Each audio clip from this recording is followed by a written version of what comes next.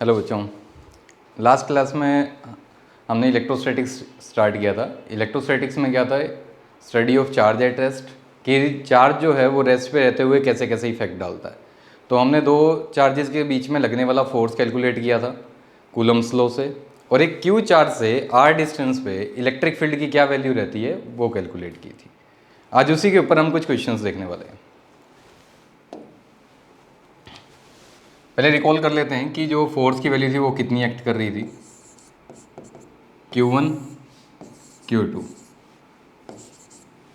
Separated by A distance R, इनके बीच में जो फोर्स एक्ट करती है वो रहती है K Q1 Q2 by r square. ये हमने कूलम्स लॉ से देखा था। एक क्यू चार्ज है, इससे R डिस्टेंस पे एक पॉइंट है P। इस P पॉइंट पे इलेक्ट्रिक फील्ड की क्या वैल्यू रहेगी, ये देखने के लिए जो फॉर्मूला था वो था फोर्स एक्टिंग पर यूनिट टेस्ट चार्ज। इस P पॉइंट पे जहाँ पे हमें इलेक्ट्रिक फील्ड देखनी है, यहाँ हम एक टेस्ट चार्ज रखते हैं। तो इलेक्ट्रिक फील्ड का जो फॉर्मूला इस पॉइंट पे इस क्यू चार्ज की वजह से वो कितना आया था, फोर्स कितना एक्ट करेगा इन चार्जेस के बीच में, k q nought upon r square by test charge q nought, k q by are square. एक क्यू चार्ज है, इसे आर डिस्टेंस पे एक पॉइंट है P। इस पॉइंट P पे इलेक्ट्रिक फील्ड की वैल्यू रहती है के क्यू बाई आर स्क्वायर, हर तरफ हर डायरेक्शन में। तो क्या रहेगा, एक चार्ज Q के अराउंड एक स्फीयर बनेगा। Electric field around a charge is spherically symmetric. Electric field Q charge से आर डिस्टेंस पे के क्यू बाई आर स्क्वायर रहती है। आप देखेंगे एक स्क्वायर है, इसके हर एक कॉर्नर पे क्यू चार्ज रखा हुआ है, एल साइड है इसकी। इसके सेंटर पे एक छोटा चार्ज रख दिया क्यू नोट। कितना, क्यू नोट एक चार्ज रख दिया। आपको ये बताना है कि जो ये क्यू नोट है ये कितना है, ये क्यू नोट कितना है, so that the system will be in equilibrium. So that the system will be in equilibrium।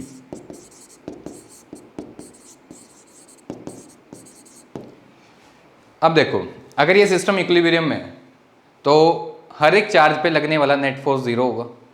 हम कैलकुलेट करते हैं, ये जो चार्ज है, ये क्यू चार्ज इस क्यू चार्ज को रिपेल करेगा, और ये फोर्स कितनी रहेगी, ये डिस्टेंस एल है। तो कूलम्स लॉ से ये फोर्स रहेगी के Q1 Q2 by L square. ये वैल्यू आ गई के q square by L square. ये क्यू चार्ज इसको रिपेल करेगा, इस चार्ज को, कितने फोर्स से, K Q1 Q2 by L square, K q square by L square. अब ध्यान दो, ये दोनों फोर्स इक्वल है, बस डायरेक्शन डिफरेंट है और 90 डिग्री पे एक्ट कर रहे हैं। हमें पता है कि दो वेक्टर्स हैं, ए वेक्टर और बी वेक्टर। अगर ये 90 डिग्री एंगल है तो इनका रिजल्टेंट इनके बीच में रहता है, बीच में कहीं रहेगा। और इस रिजल्टेंट की जो वैल्यू होती है वो कितनी होती है, रूट ए स्क्वायर प्लस बी स्क्वायर। अगर दो वेक्टर परपेंडिकुलर है और उनके मैग्नीट्यूड इक्वल है, अगर इनके मैग्नीट्यूड इक्वल है तो इनका रिजल्टेंट बिल्कुल इनके बीच में होगा 45 डिग्री एंगल पे, और इसकी वैल्यू होगी √2 है। वैसे ही अगर मैं इनकी बात करूँ, इन दोनों फोर्सेस की, ये मैं F1 ले लूँ और ये मैं F2 ले लूँ, तो F1 F2 दोनों क्या है, परपेंडिकुलर है, दोनों का मैग्नीट्यूड इक्वल है। मैं ये कह सकता हूँ कि F1 का मैग्नीट्यूड और F2 का जो मैग्नीट्यूड है दोनों इक्वल है, और वो इक्वल टू F है। और F की वैल्यू कितनी होगी, K q square by L square, K q square by L square. तो इनका रिजल्टेंट इनके बीच में होगा और ये वैल्यू होगी √2F। ठीक है, इन दोनों फोर्सेस के, इन चार्जेस का कंट्रीब्यूशन जो भी रहेगा इसके ऊपर फोर्स का, वो हमने देख लिया। अब ध्यान से देखें, ये एल, तो ये टोटल साइड कितनी होगी √2l। ये क्यू चार्ज भी इस क्यू को रिपेल करेगा। ये F1 F2 हमने लिया था, ये F3 आ गया लेट से √3f, ये होगा F4 जो ये चार्ज इसके ऊपर लगा रहा है। F4 की वैल्यू कितनी होगी, KQ by total distance √2l का स्क्वायर, ये वैल्यू आ गई KQ² बाय 2l²। ये आपका F4 आ गया। अगर मैं बात करूं इस Q0 की, ये जो टेस्ट चार्ज, ये जो Q0 हमने चार्ज निकालना है, ये भी तो इसको रिपेल करेगा F5। अगर मैं F5 की बात करूं तो ये कितना होगा, Q1 Q0, ये डिस्टेंस कितना होगा, ये टोटल √2l, तो ये कितना रहेगा बच्चे l/√2। इसका हाफ कर दो, √2l का आप हाफ कर देंगे, √2 से मल्टीप्लाई डिवाइड, तो ये l/√2 आ जाएगा आपका। तो Q1 Q2 बाई डिस्टेंस कितना है, ये l/√2, इस पूरे का स्क्वायर, ये आ गया Q0 2 पर l², ये वैल्यू आ गई। ठीक है, तो यहां से आपने देखा इस चार्ज के ऊपर लगने वाला जो नेट फोर्स है वो कितना होगा, F3 + F4 + F5, F3 + F4 + F5, ये क्या रहेगा, 0 रहेगा अगर ये सिस्टम इक्विलिब्रियम में है तो सारा जो भी फोर्स आया है, F3 कितना है, √2 टाइम F की वैल्यू कितनी थी हमारी, F की वैल्यू थी KQ² बाय l², F4 कितना था, KQ² बाय 2l², और F5 2KQ0 upon l²। Net addition इसका क्या हो जाएगा, 0। इधर से कॉमन कितना आ रहा है बच्चे, KQ बाय l² कॉमन, यहाँ बचेगा √2Q plus Q/2 plus 2Q0, इस पूरे की वैल्यू 0। तो यहाँ से ये जो फैक्टर है बच्चे, इसकी वैल्यू 0 आ जाएगी, √2Q plus Q/2 plus 2Q0 equal to 0। यहाँ से जो Q0 की वैल्यू है ये निकल के आएगी -2Q माइनस Q/2 हाफ, ये Q0 की वैल्यू आ गई। यहाँ से आपने देखा कि जो Q0 है वो नेगेटिव नेचर का आया। देखो सारे ये जो बड़े Q थे ये इसको रिपेल कर रहे थे, ये Q0 नेगेटिव आ गया तो ये अट्रैक्टिव फोर्स लगा के नेट फोर्स यहाँ पे 0 करेगा। तो ये था एक क्वेश्चन कूलम्ब्स लॉ पे। अभी इलेक्ट्रिक फील्ड पे देखेंगे। इसी तरीके से क्वेश्चन इलेक्ट्रिक फील्ड पे देखते हैं। एक स्क्वायर है, साइड L, यहाँ पे चार्ज है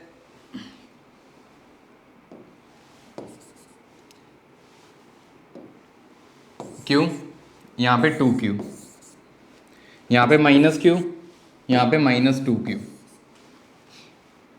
मुझे इसके सेंटर पे, इस स्क्वायर के सेंटर पे नेट इलेक्ट्रिक फील्ड की वैल्यू बतानी है। तो जो नेट इलेक्ट्रिक फील्ड की वैल्यू है वो किस तरीके से रहेगी देखेंगे। ये जो Q चार्ज है उसकी वजह से इस पॉइंट पे इलेक्ट्रिक फील्ड इस डायरेक्शन की रहेगी। लेट से ये डिस्टेंस R है, इस R की वैल्यू रहेगी, ये L है, ये L है, तो टोटल √2L, टोटल जो डायगोनल की लेंथ रहेगी वो √2L होगी, और जो हाफ डिस्टेंस होगा वो L/√2 होगा। वो भी लास्ट क्वेश्चन में भी देखा था हमने। मैं इसे R लेके चल रहा हूँ। तो ये जो इलेक्ट्रिक फील्ड की वैल्यू है इस Q चार्ज से R डिस्टेंस पे, इसको मैं E1 लेता हूँ, E1, ये वैल्यू होगी KQ/R², और 2Q की वजह से यहाँ पे इलेक्ट्रिक फील्ड होगी E2 इस डायरेक्शन में। तो E2 की वैल्यू हो गई K × 2Q बाई डिस्टेंस, ये भी R होगा बच्चे, ये आ रहा तो बाय आर स्क्वायर, ये आ गया 2 k³ बाय आर स्क्वायर। अगर मैं E1 को इसको E ले लूँ तो ये कितना होगा 2E। अगर मैं E1 को E ले लूँ तो E2 कितना आ गया 2E आ गया। अब इसी तरीके से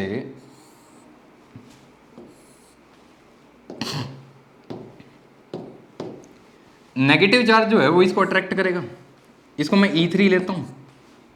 E3 की वजह से जो इलेक्ट्रिक फील्ड एक्ट करेगी यहाँ पे, उसका जो मैग्नीट्यूड रहेगा वो कितना रहेगा k³ by distance r square, k³ by distance r square. और ये वाली वैल्यू भी E के इक्वल आ गई। अब ये जो नेगेटिव चार्ज है ये भी इस पॉइंट पे अट्रैक्टिव इलेक्ट्रिक फील्ड बनाने वाला है। इसको E4 लेते हैं, और ये जो E4 है ये रहेगा k into 2Q by are square. तो ये वैल्यू रही 2k³ अपॉन आर स्क्वायर, और k³ बाई आर स्क्वायर की वैल्यू E है तो ये भी 2E आ गई। तो अगर मैं ध्यान से देखूं यहाँ पे इस पॉइंट का मैं दोबारा से देखूं तो इस तरफ की जो इलेक्ट्रिक फील्ड है E2 ये मेरी आई 2E, E1 आई थी E, E4 2E और E3 भी E। तो जो नेट इलेक्ट्रिक फील्ड है वो क्या रही 2E माइनस E और 2E माइनस E, और इन दोनों के बीच का एंगल कितना होगा 90, क्योंकि जो स्क्वायर के डायगोनल्स होते हैं वो 90 डिग्री पे बाइसेक्ट करते हैं। दो वेक्टर परपेंडिकुलर है तो इनका रिजल्टेंट इनके बीच में होगा, और इसकी वैल्यू कितनी होगी नेट इलेक्ट्रिक फील्ड जो रहेगी सेंटर पे वो रहेगी √2E। √2E की वैल्यू कितनी आपकी k³ बाय आर स्क्वायर। ये आ गई नेट इलेक्ट्रिक फील्ड की वैल्यू सेंटर पे। तो ये एग्जाम्पल हो गया हमारा इलेक्ट्रिक फील्ड का। एक क्वेश्चन और देखेंगे।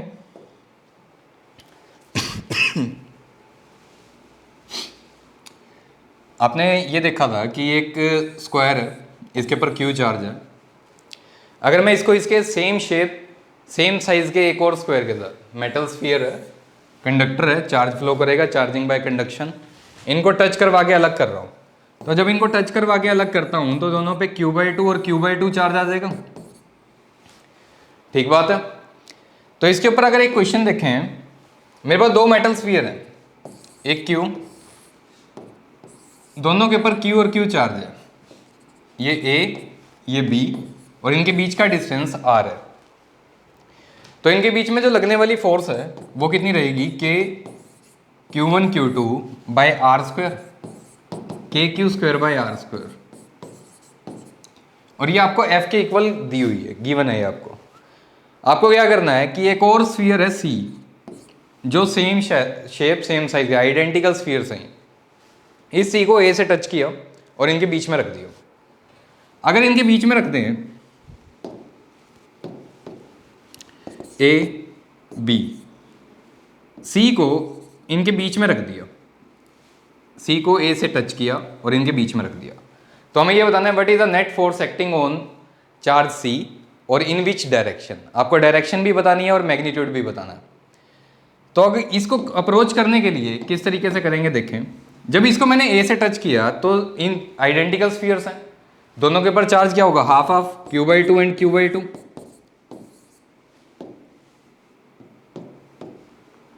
अब A जो चार्ज है वो C को क्या करेगा बच्चे, रिपल्सिव फोर्स लगाएगा। कितनी Q1 Q2 by distance, total R था हाफ R/2, R/2 का स्क्वायर। तो ये मैग्नीट्यूड कितना आ जाएगा k² by 4 by R² by 4, k² by R²। Let's say ये F1 और ये F के इक्वल आ गया।